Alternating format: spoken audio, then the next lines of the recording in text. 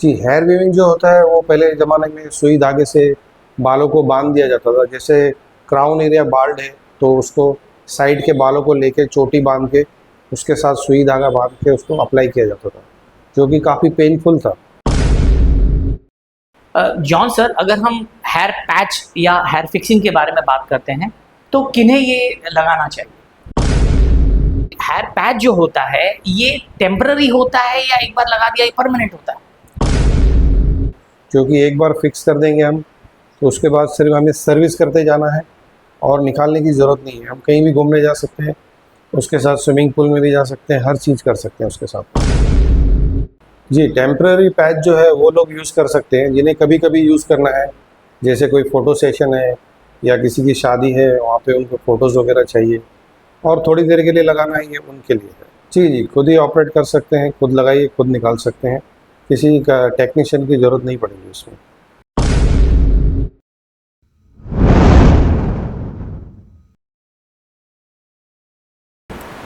नमस्कार, मेरा नाम है सचिन कुमार राय और आज के इस एपिसोड में आपका स्वागत है। आज का एपिसोड काफ़ी स्पेशल है क्योंकि आज हम बात करने वाले हैं हमारे कॉन्फिडेंस के बारे में, हमारे विल पावर के बारे में।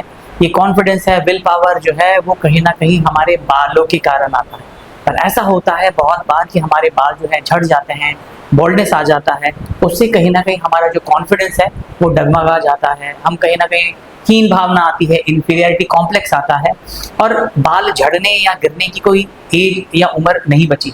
हमने बहुत बार देखा है कि 20-20, 25-25 साल के जो लड़के हैं उनके भी बाल झड़ते हैं और ऐसा हो जाता है कि हेरिडेटरी प्रॉब्लम है या आजकल के खान पान में प्रॉब्लम है, उसके कारण भी कहीं ना कहीं बॉल्डनेस आ जाता है। आज हम जिस चीज़ के बारे में बात करने वाले हैं वो हेयर पैच, जो कहीं ना कहीं कोई भी इजीली लगा सकता है और अपना कॉन्फिडेंस जो है या विल पावर जो है वो कहीं ना कहीं वापस से गेन कर सकता है।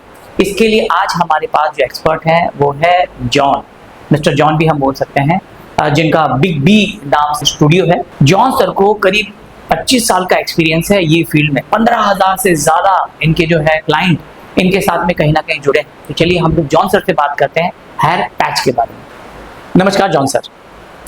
जी, नमस्कार सचिन जी, आपने मुझे यहाँ पे बुलाया, मैं आपका धन्यवाद करता हूँ। जॉन सर, आप अपने बारे में कुछ बताइए। जी, मेरा नाम जॉन है और मेरा 25 साल का एक्सपीरियंस है।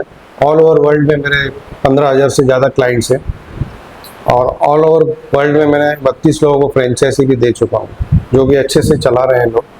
जॉन सर, हेयर फिक्सिंग क्या होता है? जी, हेयर फिक्सिंग जब हम ग्लू लगा के, टेप लगा के सर के साथ में जब जॉइंट करते हैं उसको हेयर फिक्सिंग कहते हैं। और ये हेयर पैच मतलब क्या होता है?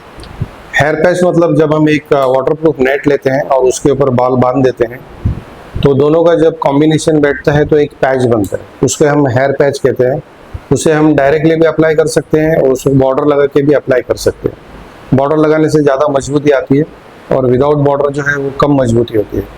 फॉरेन में जो चलता है वो विदाउट बॉर्डर ही चलता है, बॉर्डर सिर्फ इंडिया में ही चलता है। जॉन सर, ये बॉर्डर आप किस चीज़ को बोल रहे हैं? बॉर्डर जो होता है वो पीयू मटेरियल से बना रहता है, जिसके ऊपर हम टेप अप्लाई करते हैं।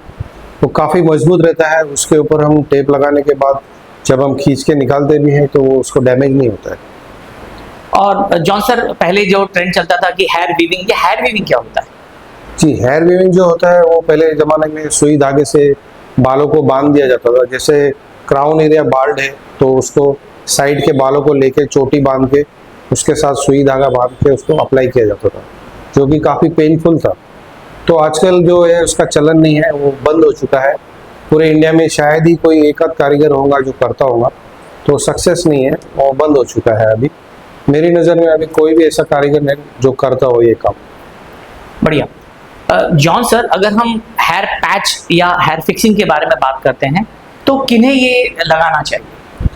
जी, जिन लोगों को हेयर की प्रॉब्लम है और सर्जरी नहीं करा सकते हैं और उन्हें कुछ मेडिकल इशू है, जैसे ब्लड प्रेशर है, शुगर है, डायबिटीज़ है, तो वो लोग हेयर पैच के लिए जा सकते हैं।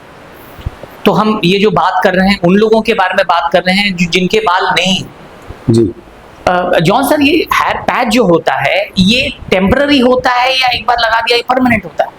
जी, हेयर पैच जो होते हैं टेम्पररी भी होता है और परमानेंट भी होता है। जैसा टेम्पररी में हम लोग क्लिप्स यूज़ करते हैं और कैप यूज़ करते हैं जो कि डेली रिमूवेबल है।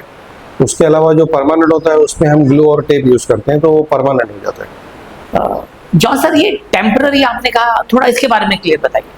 जी, टेम्पररी पैच जो है वो लोग यूज़ कर सकते हैं जिन्हें कभी कभी यूज़ करना है, जैसे कोई फ़ोटो सेशन है या किसी की शादी है, वहाँ पे उनको फ़ोटोज़ वगैरह चाहिए और थोड़ी देर के लिए लगाना है, ये उनके लिए है। तो ये टेम्पररी वो खुद लगा सकते हैं, खुद निकाल सकते हैं? जी, खुद ही ऑपरेट कर सकते हैं, खुद लगाइए, खुद निकाल सकते हैं, किसी का टेक्नीशियन की ज़रूरत नहीं पड़ेगी उसमें। जॉन सर, अभी आप परमानेंट हेयर पैच के बारे में बताइए। जी, परमानेंट जो हेयर पैच है अभी लेटेस्ट वर्जन जो है वो बहुत अच्छे से काम कर रहा है, और ये उन लोगों के लिए है जिनके पास टाइम नहीं है बिल्कुल भी। एक बार लगा दिए तो उसका 20 दिन लाइफ है, और फिक्स करने के बाद में स्विमिंग पूल में भी जा सकता है आदमी, और सब एक्टिविटीज़ जो नॉर्मल एक्टिविटी होती है सब कुछ कर सकता है। तो ये परमानेंट कहा आपने कि यानी कि वो फिर स्विमिंग जा सकते हैं, जिम जा सकते हैं, कोई भी एक्टिविटी, ऐसा तो नहीं है कि भाई हवा आ गई और उड़ के चले गए, ऐसा तो कुछ भी नहीं नहीं, ये हमें खींचने के बाद में भी नहीं निकलता है। खींचने के बाद में भी नहीं निकलता है, तो ये फिर निकलता कब? जी, ये धीरे धीरे जैसे लूज होते जाता है, और 21 डेज में लूज हो जाता है। 20 या 21 डेज का इसका लाइफ स्पैन रहता है, थोड़ा लूज हो जाता है, उस वक्त इसे सर्विस की जरूरत पड़ती है। सर, आप अभी बोल रहे हैं सर्विस कराना पड़ता है, ये सर्विस यानी क्या?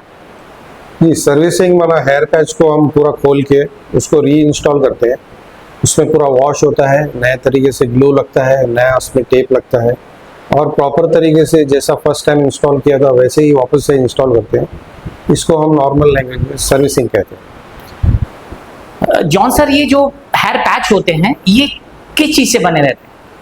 जी, इसमें बहुत सारा मटेरियल यूज़ होता है, जैसे सिंथेटिक हेयर्स यूज़ होते हैं, प्लास्टिक हेयर्स आते हैं, नायलॉन हेयर्स आते हैं, ह्यूमन हेयर्स आते हैं, बहुत सारे अलग अलग तरीके के बाल यूज़ होते हैं।